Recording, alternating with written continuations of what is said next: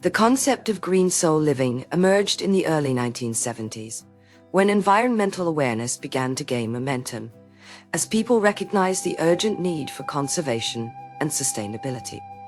Rooted in various ecological movements, such as Earth Day celebrations, green soul living emphasizes living harmoniously with nature by reducing waste, conserving energy, and supporting sustainable practices.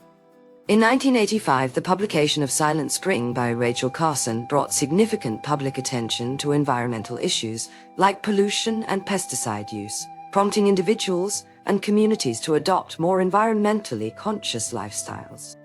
Key developments include the establishment of green certifications in industries such as construction, lead, and food production, certified organic, which have become integral indicators of sustainable practices.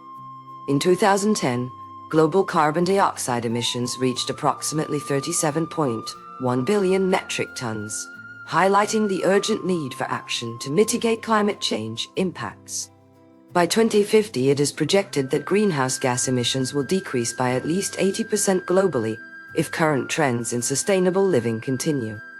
Positive outcomes of green soul living include improved public health and increased quality of life as air and water pollution levels decline.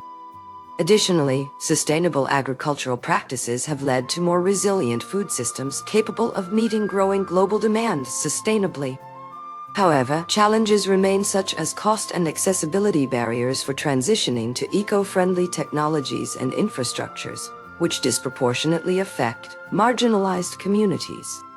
In the long term, continued efforts in green soul living will likely yield significant societal benefits, including enhanced biodiversity conservation, healthier ecosystems, and increased economic stability through sustainable resource management practices. As AI continues to advance, it can be leveraged to optimize resource use efficiency, predict environmental impacts, and facilitate widespread adoption of green initiatives across diverse sectors.